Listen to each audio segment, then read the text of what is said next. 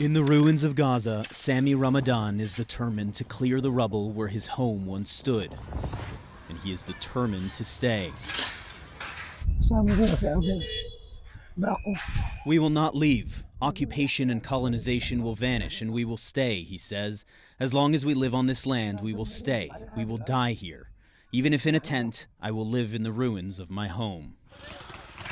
Like so many here, he swiftly rejected President Trump's proposal to permanently displace Gaza's 2 million Palestinians in favor of a U.S. takeover, and the president's rationale for doing so. What's the alternative? Go where?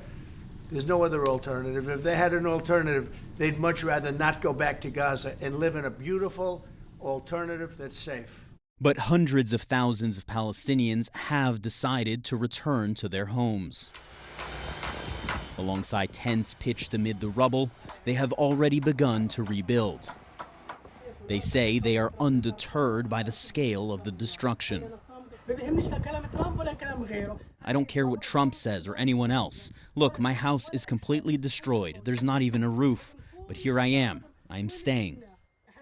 Jordan and Egypt, the two countries Trump is pushing to accept Palestinian refugees, reiterating that Palestinians must be able to remain in Gaza amid what will be a years-long reconstruction. While Trump says his proposal is a humanitarian one, human rights experts call it a crime against humanity. Their removal is equivalent to their forced exile, permanent and forced exile, the ethnic cleansing of Palestine, and the denial of their return, which is already a Palestinian condition. So there's no question in your mind that what President Trump is suggesting here is ethnic cleansing?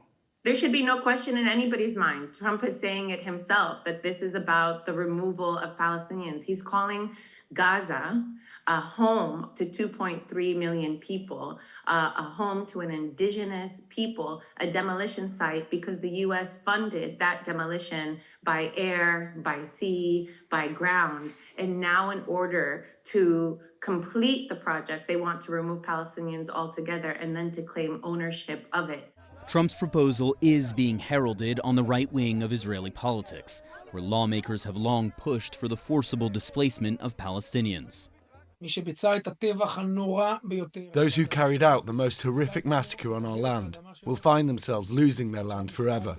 Now, with God's help, we will work to permanently bury the dangerous idea of a Palestinian state. Israeli Prime Minister Benjamin Netanyahu calling Trump's proposal worth pursuing. But even as he stopped short of a full-throated endorsement, Netanyahu's broad smile said it all. He and the new U.S. president now speaking the same language.